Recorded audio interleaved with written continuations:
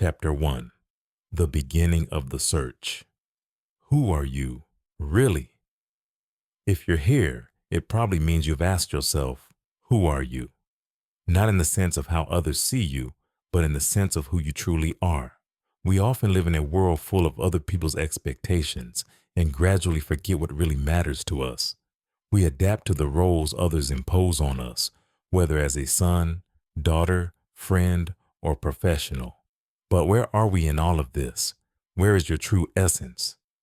If you're feeling lost or confused in your life right now, that's okay. It's a sign that inside you, there's a yearning to find your own path. Often we don't know who we are because we've spent so long trying to please others, seeking approval, and following someone else's guiding stars. And so we end up in a place where everything around us feels off, and we find ourselves searching for answers. The very first step in the journey to yourself is recognizing that you don't have to be who others want you to be. You are unique, and only you know what you truly need. But how do you take that first step in your search for yourself? How do you begin this journey? First, you need to learn to be honest with yourself. This is no small task.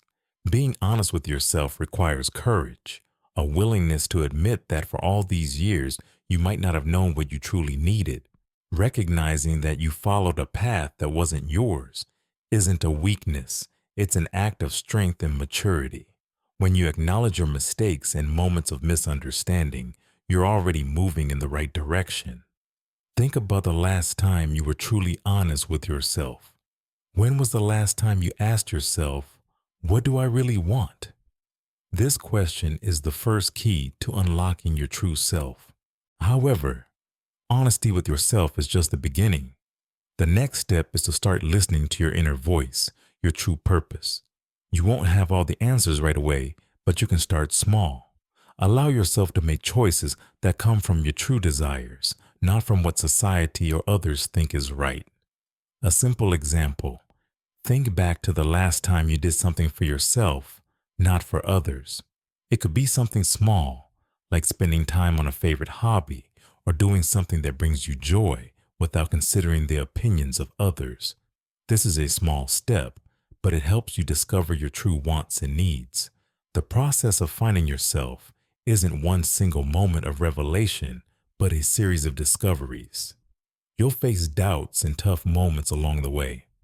It's important to remember that this is a normal part of the journey. There is no single right path, and therein lies great freedom. You decide who you are, and only you can uncover your true essence. So next time you feel lost, don't panic. This is the beginning of the path. Admit that you don't know who you really are, and that's okay. The question, who are you, is not a challenge, but an invitation. It's an opportunity to become more than you were yesterday. You just need to start. Chapter 2. Confronting your own fears. When you begin searching for your path, you inevitably encounter many obstacles. One of the strongest barriers is fear. Fear of the unknown, fear of change, fear that you won't be able to achieve what you want, or even worse, that you won't be able to find your path at all. These fears can be paralyzing. They can stop you in your tracks and make you revert to old habits that bring no fulfillment. But should you be afraid of them? Fear is a natural part of the process. Every one of us faces it on the journey of self-discovery. Fear can be frightening, but it's important to understand. It's not the enemy, it's a signal. It's a call that warns you that you're stepping outside of the familiar, that you're moving towards something new. You don't need to fear these fears. You need to learn how to deal with them. Many people spend their lives avoiding fear and unpleasant emotions.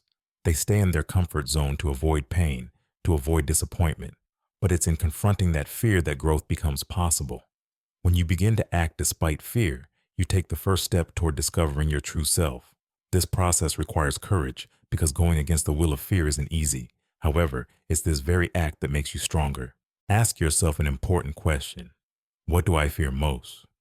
The answer to this question might give you the key to understanding what lies behind your fears. Maybe you fear failure, or perhaps you're afraid of being rejected. The fear of making mistakes is often a result of external expectations. We fear not meeting others' hopes, and that robs us of the freedom to be ourselves. When you realize that your mistakes aren't the end of the world, but rather an opportunity for growth, you'll free yourself from that fear. Overcoming fear begins with small steps. You can start by acknowledging your worries, not avoiding them, but facing them head on. For example, if you fear rejection, start doing what truly matters to you, even if someone doesn't appreciate it. Allow yourself to make mistakes. Allow yourself to make choices that won't always be perfectly understood or accepted by others. Every step you take towards self-expression is a step toward finding yourself. One crucial point in overcoming fear is realizing that you create your own limitations. Many of our fears are merely reflections of what we imagine might happen if we try something new or step outside the familiar. Fear typically exists in our imagination. Once you start taking action, you'll realize that these fears often turn out to be much less dangerous than we initially thought. Imagine that you were free from these fears. How would your life change if you stopped fearing being yourself? How would you feel if there were no limits? Allow yourself to think about that. When you begin acting, even despite your fears, you'll feel that everything you're looking for is already inside you. You just need to allow yourself to go where your inner desire leads you. You no longer depend on others' expectations. You're no longer afraid of what you might lose. You start moving along your own path, and that's the most important thing. You're on the right track, and no fear can stop you if you're ready to act despite them. Chapter 3. The Path Through Self-Awareness. Have you ever wondered what it really means to be yourself? It's not just a question. It's an entire philosophy of life. We often say we want to be ourselves, but when it comes to reality, we often get lost in trying to figure out what that truly means. We live in a world full of expectations and the opinions of others, and sometimes it's hard to distinguish them from our own desires. But true self-awareness begins when you stop living according to others' standards and start listening to your inner voice. Self-awareness is a key element in the journey to finding yourself. It's the process of realizing who you are, what matters to you, and what you want out of life. It's not an instant revelation. Rather, it's a continuous process of observing yourself, your thoughts, and your emotions. It means understanding your strengths and weaknesses, your desires and fears. But what really matters is that self-awareness helps you realize that your happiness doesn't depend on what others think of you. Many of us live as if our lives must be built on others' expectations. We try to please those around us, thinking we must meet certain standards of success, be perfect in someone else's eyes. But in reality, when we begin to look inward, we realize that these standards are not our truth. They're just an image imposed by society, one that we're trying to fit into. So how do you start the path to self-awareness? The simple answer is start listening to yourself. Often when we feel lost, we try to find answers outside of ourselves, seek advice from others, follow other people's paths. But in truth, all the answers are already within us. The most important thing is to start listening to yourself. Ask yourself questions. What do I really want? What do I enjoy doing? What are my true desires and dreams? The answers to these questions may seem difficult and unclear because we've been avoiding them for so long. But the more you seek answers within yourself, the clearer your path will become. One way to develop self-awareness is by keeping a journal. By writing down your thoughts, feelings, and experiences, you begin to understand better what's happening inside you. This helps reveal inner contradictions, analyze your actions, and understand what truly inspires you. It's important to remember that self-awareness is not a process with an end point. It's a continuous development, a constant enrichment of yourself. As you begin to understand yourself better, you start realizing that you no longer need to seek approval or praise from others. You begin to understand that your life is not what others want from you. It's what you want to create for yourself. Your value is not defined by others' standards or expectations. Your value lies in who you truly are, in your actions, thoughts, and feelings. It's important to remember that self-awareness takes time and patience. You won't be able to find all the answers to your questions immediately. It's a process that requires your attention and honesty with yourself. But every step you take in this direction will bring you closer to a more complete understanding of who you are and what truly matters to you. Self-awareness is not just an ideal, it's the practical foundation for starting to live your true life. When you begin to understand who you are, you start making choices that align with your true values. And this brings an incredible sense of freedom. Chapter 4. Liberation from expectations. Have you ever caught yourself constantly thinking about what others will think of you? It's one of the most common feelings in our world, and it can hold us back, keeping us in a place where we can't truly be ourselves. We try to be someone we're not just to meet others' expectations. This could be pressure from parents, friends, or even society as a whole. But what if you stop trying to please everyone around you? What if you began to listen not to the voices of others, but your own? It all begins with acknowledgement. You don't have to meet anyone else's standards. You are who you are, and that's your greatest value. Unfortunately, we often forget this. We forget that our path is unique and not written in someone else's book. You deserve to live your life, not the one others impose on you. Start by acknowledging that you have the right to be yourself, not to conform to someone else's desires or standards. Often we put limits on ourselves. We're afraid to step outside the patterns that society has established. It might be the fear of failure, fear of judgment, or even the feeling that we don't deserve to walk our own path. But it's important to understand, you are not your fears. You are more than your mistakes and failures. Your worth is not defined by how others perceive you. Let's take examples of great individuals. Many of them became who they are because they weren't afraid to be themselves. People who changed the world didn't try to be like everyone else. They followed their own path despite criticism and misunderstanding from others.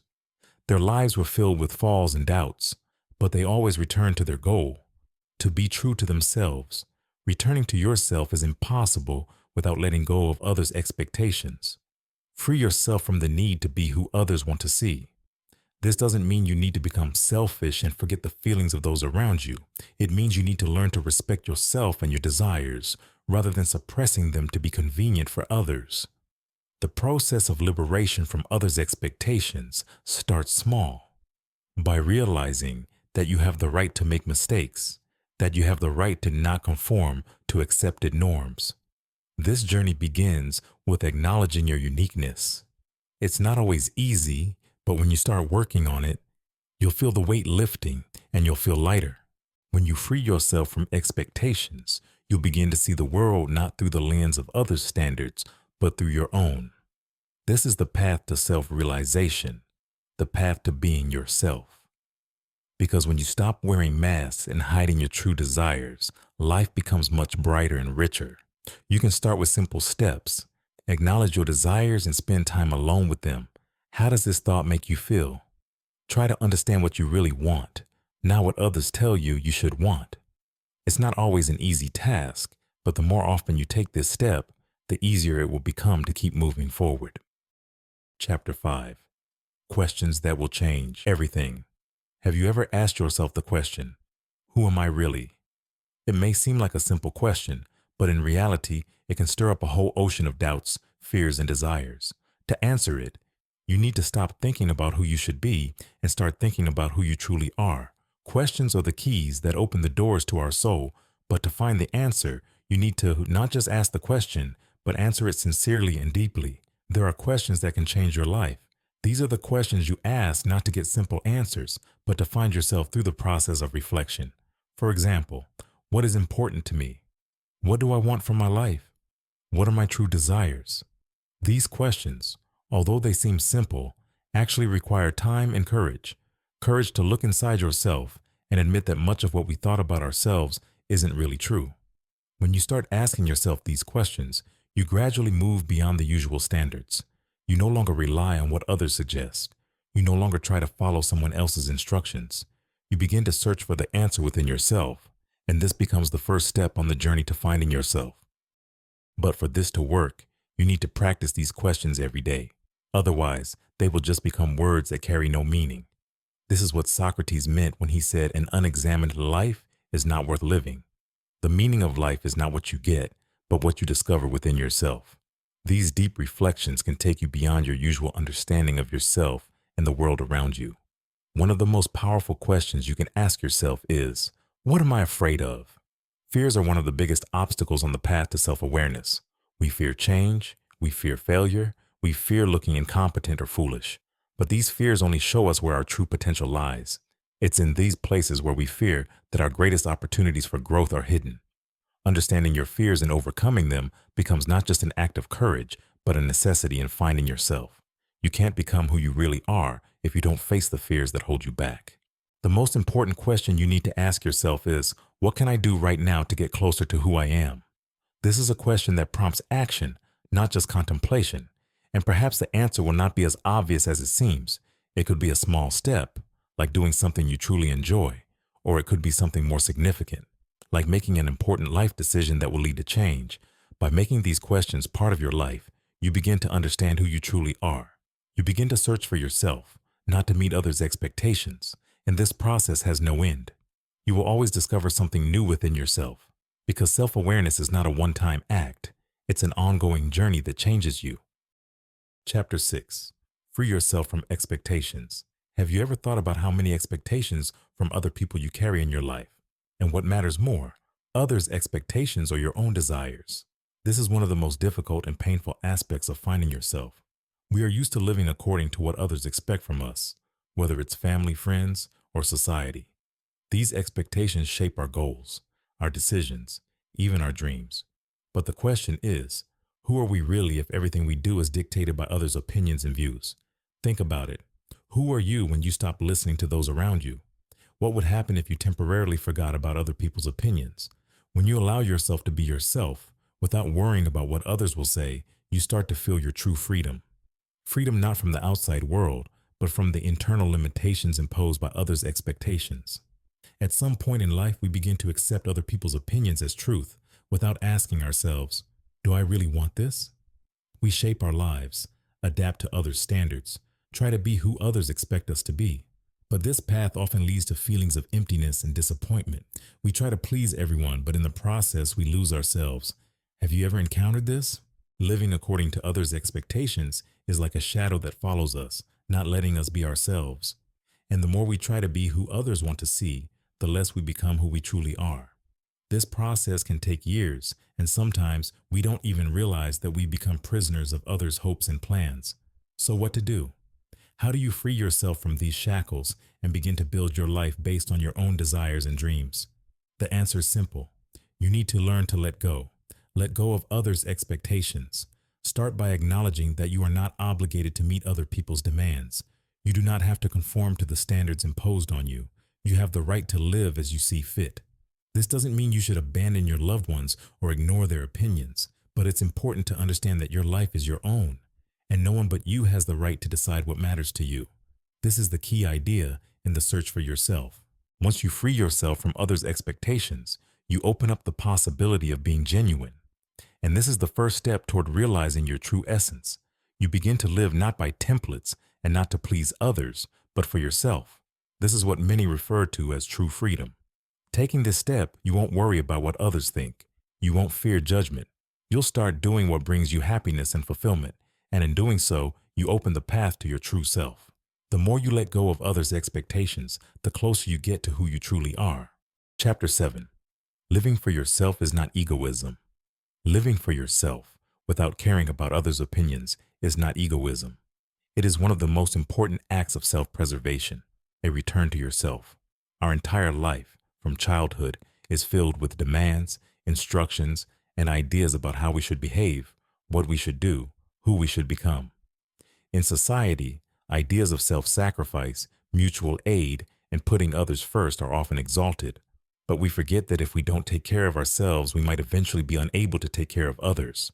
Have you ever thought about how many times in your life you've placed others' interests above your own? How many times have you sacrificed your happiness just to please others? It's not always a bad thing, but it's important to understand that selflessness without balance will eventually lead to burnout and disappointment. Indeed, in relationships, whether with partners, friends, or family, it's important to care for others, but not to forget about yourself. Your life should be the way you want it to be, and it's important to learn to say no when necessary. When you stop living for others, you begin to create space for yourself, and in that space you can truly be yourself. Many people live by others' standards, fearing judgment. They are afraid of appearing selfish. thinking that if they take care of themselves, they will seem hostile or indifferent to others. But true self-care is not about resenting others or rejecting help and love. It's simply recognizing that you deserve the same respect you give to others. When you begin to live for yourself, you don't become a loner or reject love and mutual support. On the contrary, you begin to build healthier relationships because your personal boundaries are clear and you no longer allow anyone to cross them. This makes your life more balanced and your relationships more genuine. People often fear that if they start living by their own rules, they will lose their value in the eyes of others. But in reality, you become more valuable when you can fully express yourself. After all, no one can be a true friend, parent, or partner if they are not in harmony with themselves. Your relationships with others cannot be strong if you don't feel your own worth and accept yourself as you are. Remember, living for yourself doesn't mean becoming selfish. It means reclaiming your right to happiness and respect. And if right now you feel like you are losing yourself in the many expectations of others, it's the perfect time to take back your own life. It won't be easy, but it will lead you to understand who you truly are. You are not obligated to conform to others' ideas of how you should live. You have every right to be yourself. And when you begin to live for yourself, you'll find that others will start to respect you because you'll become stronger and more confident. These are the kinds of relationships that give you energy rather than drain you. Chapter 8. You don't have to be perfect. The final part of our journey brings us back to what really matters. You don't have to be perfect. Throughout our lives, we are constantly fed the idea that we must always strive for perfection. Social media, the media, even casual conversations with people. All these things make us believe that in order to be happy and successful, we need to meet certain standards. But that's a lie. You don't have to be perfect. And perhaps this is where your freedom lies. You, like every other person, have the right to be imperfect. Your worth is not determined by how closely you align with societal expectations or how well you meet other people's standards of success. You are unique, and your value lies not in pleasing everyone around you, but in being yourself. We all make mistakes, experience failures, and sometimes feel like we're not managing life well, but it's within these imperfections that our true strength lies. After all, if we were perfect, we wouldn't learn, grow, or develop. The most important lessons in life come through our mistakes, our falls and rises, and those moments when we feel like we're not coping. How many times have you thought you needed to be perfect to deserve love, success, or respect? How many times have you compared yourself to others, believing their life is more successful than yours? It's a habit you need to let go of. Perfection is not the goal. The goal is self-acceptance, with all your weaknesses, mistakes, and achievements. True strength is in the ability to see and acknowledge your weaknesses without allowing them to define your life. Imagine freeing yourself from the need to be perfect. You no longer try to meet others' expectations. You don't feel the need to constantly justify your mistakes or stress over not achieving your goals. This is freedom from the pressure that society imposes. And this freedom allows you to be authentic, to be a person, not just a machine for achieving success. Don't let others define what it means to be successful or worthy. You decide what is important to you. You choose what goals to set and which mistakes to forgive yourself for.